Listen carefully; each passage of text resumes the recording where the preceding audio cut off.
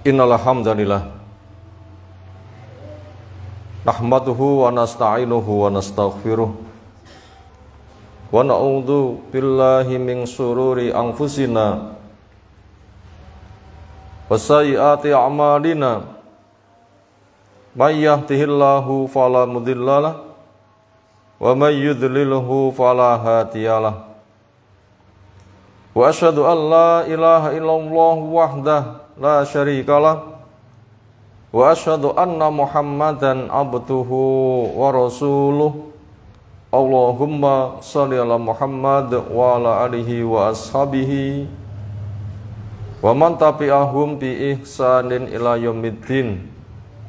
Ya ayyuhalladzina amanu taqullaha haqqa tuqatih wa la tamutunna illa wa antum muslimun. Ya ayyuhan nas ittaqu rabbakum alladzi khalaqakum min nafsin wahidah wa khalaqa minha zawjaha wa bassa minhuma rijalan katsiran wa nisaa'a wattaqullaha alladzi tasaaluna bihi wal arham innallaha kana 'alaikum raqiba. Wa ba'd.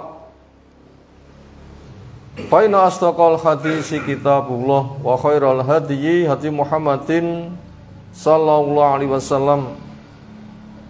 Syarrul umuri muhdatsatuha fa inna kulla muhdatsatin bid'ah wa kulla bid'atin dhalalah wa kulla dhalalatin finnar. Ma'asyiral muslimin, jamaah Jum'ah, semoga Allah Ta'ala mencurahkan rahmat, fadilah, dan ampunannya untuk kita semuanya. Ketika seseorang menyadari tentang kedudukannya, tujuan yang hendak dicapai dan apa yang sedang ada di hadapannya,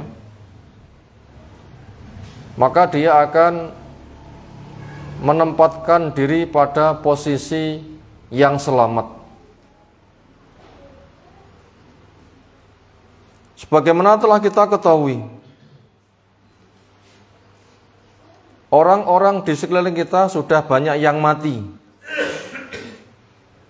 Bukan sebatas kakek nenek kita, orang tua kita, bahkan juga tetangga kita, depan, belakang, kanan, kiri, atau orang yang sebaya dengan kita, atau malah ada di bawah kita, atau ada yang baru lahir, pun juga mereka ternyata tidak betah untuk tinggal di dunia. Kenapa? Memang dunia bukan tempat tinggal yang kekal. Dunia hanya sebatas tempat singgah, yang itu hanya sementara. Berapapun umurnya, Ashabul Kahfi 300 tahun lebih, mereka ditidurkan, lalu ketika bangun mereka saling tanya, berapa lama kita di sini? Jawabnya, sepagi atau sesore. Apalagi rata-rata umat ini sekitar 60-70 tahun, berarti lebih sebentar lagi.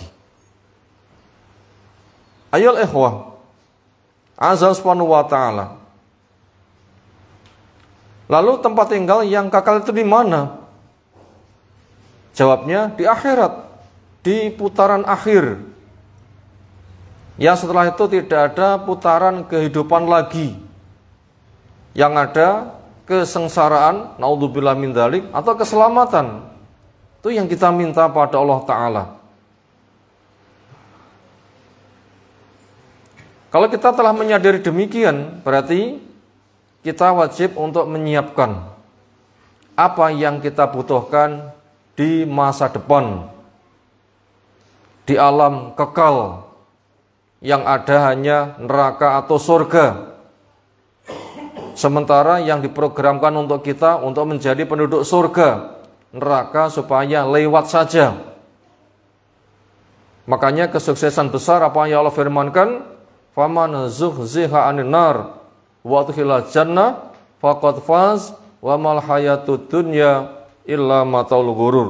Siapa yang diselamatkan dari neraka, dia dimasukkan ke dalam surga, sungguh dia beruntung. Sementara kehidupan dunia itu hanya sangat sementara sekali. Kalau begitu, apa yang mesti kita siapkan? Sementara bila kita lihat kehidupan orang sehari-hari yang paling banyak apa? Sejak budal peteng, mulih peteng, seringnya mencari isi perut. Seringnya seperti itu. Bahkan adanya punya pemikiran, satu-satunya kehidupan itu hanya di dunia saja. Wa mal hayatu illa hayatun dunya namutu wa nahya wa ma yuhlikuna illa dahr. Enggak ada kehidupan kecuali kehidupan dunia. Di situ hidup, di situ mati. Tidak ada menyebabkan rusak kecuali masa. Banyak orang yang punya pemikiran demikian. Padahal semestinya bukan yang seperti itu.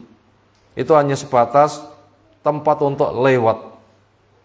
Maka untuk itu apa yang mesti kita siapkan? Jawabnya, pembekalan untuk jangka panjang. Yang dunia dengan semua yang dimiliki itu akan ditinggalkan. Hanya ketakwaan itu akan menjadi bekal keselamatan, bukan harta yang banyak dicari orang. Ya Allah katakan, al-yauma la yanfa'u malun wala banun illa man atallaha biqalbin salim. Hari ini, yaitu ketika manusia telah kembali kepada Allah, mati minimal, maka sudah tidak ada gunanya harta, nggak ada gunanya anak-anak, keluarga, anak buah, keturunan. Semuanya lepas, kecuali orang yang datang kepada dengan qalbun salim. Hati yang selamat, itulah ketakwaan. Yang itu juga apa yang dikatakan Nabi SAW ketika orang itu mati. Berapa jumlah pengantarnya? Ada berapa macam? Jawabnya 3. Hartanya, keluarganya, amalnya. 2 macam pulang. Hartanya, keluarganya. 1 menjadi pendamping setia. Apa itu? Amalnya. Maka daripada itu ketika kita bekerja mencari dunia, jangan semata dunia itu yang kita cari. Tetapi yang kita cari itu adalah bekal. Karena kita memang dicipta butuh makan, butuh minum, butuh pakaian, butuh berkeluarga, butuh berkendara, butuh rumah, butuh kebuatan ini itu. Itu sebuah kewajaran. Sebenarnya itu sebelum kita cari Allah sudah memberi. Apabila kita dilibatkan mencari, maka sifat itu akan merupakan kegiatan untuk menempuh sebab. Bila itu dikerjakan dengan benar, niat benar pun juga akan mendapatkan nilai ibadah, bukan semata kerja. Tetapi permasalahannya, ketika dia sudah sehat, sudah kenyang, sudah berpakaian, punya rumah, punya kendaraan, punya keluarga, punya kedudukan, untuk apa? Kalau itu yang dicari, akan ditinggalkan. Dan nanti akan rugi. Kenapa? Kerjanya berat. Ujung-ujungnya gak ada yang dibawa, mati. Maka ketakwaan yang harus paling banyak kita kejar, kita cari. Setelah kita punya sarana yang ada, maka kejarlah bekal untuk di akhirat nanti. Ketika ada yang tanya, ayun nasi aqyas, siapa orang yang paling cerdas? Jawabnya, aktsaruhum dzikran lil maut wasti'dadan laha. Yaitu orang yang paling banyak ingat kepada kematian. Kenapa? Memang asli kehidupan itu di akhirat. Diawali dengan mati dulu. Dan yang paling banyak menyiapkan pembekalannya. Itu baru orang dikatakan paling cerdas. Walaupun dia buta huruf, walaupun dia nggak punya jabatan, harta, tetapi ketika dia punya pemahaman, pemikiran, kemudian dia bekerja keras, itulah hakikat kecerdasan. Kalau gitu apa yang kita cari? Sudah dijawab oleh Allah Subhanahu wa taala, wa tazawwadu, supaya kalian semua mencari bekal. Apa itu bentuknya? Kalau harta keluarga akan pulang, sudah dijawab oleh Allah sendiri juga. Fa inna khairaz zati At-taqwa, sesungguhnya sebaik-baik bekal apa itu? Ketakwaan. Yaitu kesadaran memasang benteng. Jangan sampai terkena murka dan siksa Allah. Maka dia mengenal dengan ilmu syar'i, dengan metode pemahaman yang benar, jalan surga ia kenali untuk ia tempuh dengan harap, jalan neraka ia kenali untuk ia hindari dengan penuh waspada kecemasan. Ketika dia bermujahadah menghamba kepada Allah Ta'ala diiringi dengan kecintaan, karena memang pemberian Allah lebih banyak daripada yang kita minta. Itu ketakwaan yang akan menjadi pembekalan yang bersifat abadi ketika orang kembali kepada Allah Subhanahu wa Ta'ala, sehingga perilaku sehari-hari nanti akan nampak nyata. Gimana orang takwa itu? Akidahnya bertauhid. Hanya Allah saja yang diibadahi, sesembahan lain dibuang. Yang kedua, amal ketaatannya mengikuti sunnah. Karena hukum taat ibadah itu haram kecuali ada perintah. Makanya cari ilmu dulu. Itu tanda takwa yang nomor 2. Lalu nomor 3, mujahadah. Jalan kebaikan ia kenali, ia bekerja keras. Jalan kemaksiatan ia hindari, juga menghindarinya dengan bekerja keras. Lalu yang keempat, ketika dia bergaul, memberikan maslahat kepada lingkungan.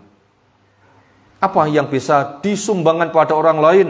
Mungkin pikirannya, lesannya, tenaganya, hartanya, jabatannya. Apa yang disumbangkan pada orang lain? Sampaikan penawaran, apa yang dibutuhkan. Karena khairun nas anfa'uhum linnas. Manusia yang paling baik, yang paling memberi manfaat. Demikian juga ketika orang itu butuh, nggak mampu mencukupi, Allah pencukup, maka cara mencukupinya hamba supaya menolong kepada orang lain. Karena innallaha fi aunil abdi, maka abdu fi auni akhi. Allah menolong saudaranya. Kita ulang, Allah menolong hambanya selagi si hamba mau menolong kepada saudaranya. Itu bentuk dari ketakwaan untuk memberikan maslahat. Bukan sebatas diri depan Allah, tapi dibesarkan ketika dia bergaul, memberikan maslahat kepada lingkungan. Hadirin sekalian, Ramadan bukan sebatas siang lapar, malam makan. Tetapi Ramadan merupakan tarbiyah, pendidikan untuk mampu mengendalikan nafsunya. Karena sumber dosa manusia berada pada 2 lubang. Lubang yang dihimpit oleh 2 kumis, itulah mulut. Dan lubang yang dihimpit oleh 2 paha, itulah kelamin. Itu yang paling banyak memakan korban. Islam membimbing semuanya. Makanya puasa mengendalikan. Dengan tidak makan, tidak minum, waktu tertentu. Dan juga tidak ngomong kecuali yang benar. Demikian juga syahwatnya dikendalikan. Ketika tidak makan, tidak minum, syahwat terkendali, sehingga dia tidak liar, akan terkendali matanya, telinganya, mulutnya, dan semuanya. Dan balasannya akan dititipkan di sisi Allah Ta'ala. Memang Allah telah menyimpannya. Di dunia dia telah menyapihnya untuk belajar meninggalkannya, dan memang akan ditinggalkan. Puasa, latihan meninggalkan. Kita mengambil seperlunya saja. Selebihnya kita banyak sedekah. Sehingga kesibukannya banyak dibimbing dekat kepada Allah Ta'ala. Membaca Al-Quran, berdoa. Apalagi 10 hari yang terakhir, manusia lebih didekatkan kepada Allah dengan iktikaf. Ia tinggalkan keluarganya, dunianya, untuk sementara waktu, untuk semakin dekat kepada Allah Ta'ala. Itu semua merupakan pelatihan. Cara menjaga diri. Dan kenyataan kita bisa merasakan. Ketika orang puasa dengan benar, masyarakat baik.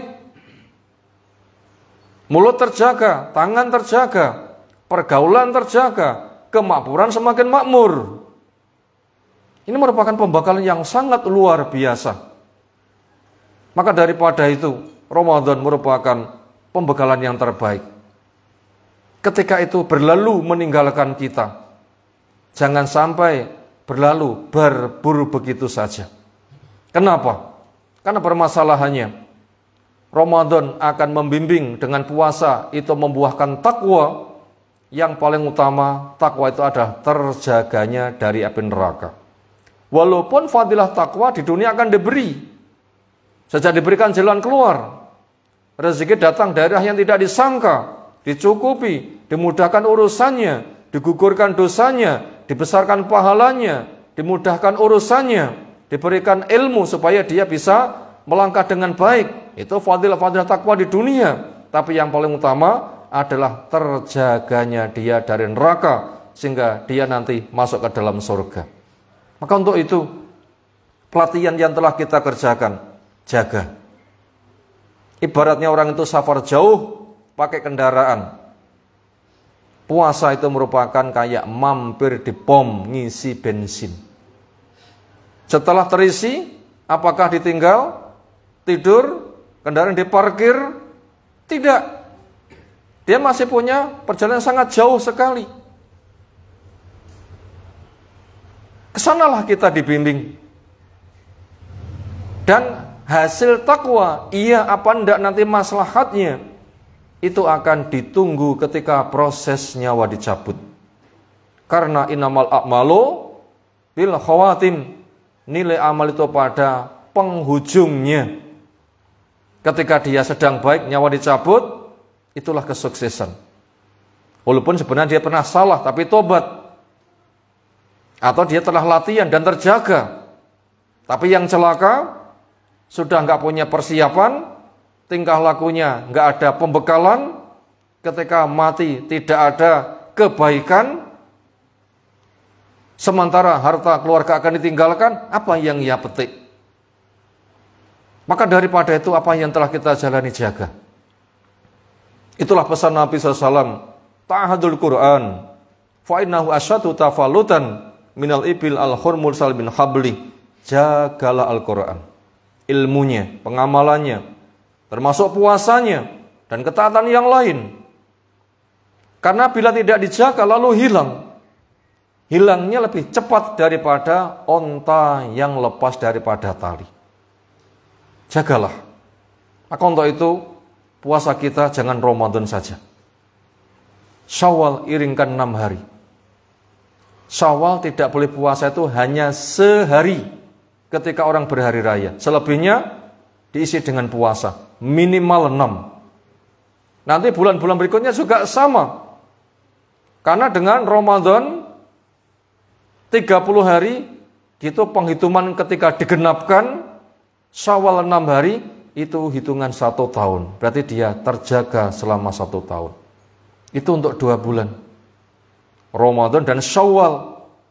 Sementara apabila ditakdirkan ke depan dia masih punya bulan-bulan, Ramadan depan ditakdirkan masih hidup, maka dia punya 10 bulan. Maka 10 bulan itu juga harus dipasang pengawalan juga bernilai puasa. Gimana caranya? Bukan puasa per bulan 30 hari, tapi cukup dengan 3 hari. Dan juga amal-amal yang lain. Keajekan dia membaca Al-Quran, ketaatannya, terjaganya indera yang ia miliki, kedermawanannya, banyak tobatnya, wajib dijaga semuanya. Ringkas kata, karena fungsi takwa, kita ulang, fungsi puasa itu untuk mencetak pribadi takwa. Yang paling utama, takwa fungsinya nanti di akhirat, maka takwa wajib dijaga. Itulah apa yang dipesankan oleh Nabi SAW. Ittaqillaha haitsuma kunta wa'atbi as-sayyi'ah al-hasanah tamhuha wa khaliqin nas bi khuluqin hasan. Takwalah kamu kepadalah dimanapun kamu berada, kapan saja, pagi, sore, siang, malam, di semua tempat, bukan Ramadan saja. Dan iringkan keburukan dengan kebaikan, niscaya akan menghapus. dan pergaulilah manusia dengan akhlak yang baik. Itulah Ramadan dengan puasa, pembekalan terbaik. Semoga apa yang telah kita jalani, kita mendapatkan kesan yang luar biasa. Jangan sampai ditinggal berburu begitu saja, bagaikan weteng sing besesek iso ngentut, malah bersyukur. Bukan begitu, tetapi jaga ketakwaan sampai kita dikembalikan kepada Allah Ta'ala sebagai orang yang matinya nanti dengan istiqomah. Husnul khatimah. Semoga kita dengar, semoga kita paham, semoga Allah resapkan ilmu pada diri kita, yang kita nanti membuahkan amal dan akhlak yang dengannya kita akan mendapatkan keberkahan di sisi Allah Subhanahu wa Ta'ala. Barakallahu bil ayati wa dil hakim. Aqulu qouli hadza astaghfirullah wastaghfiruh innallaha wal ghafurur rahim.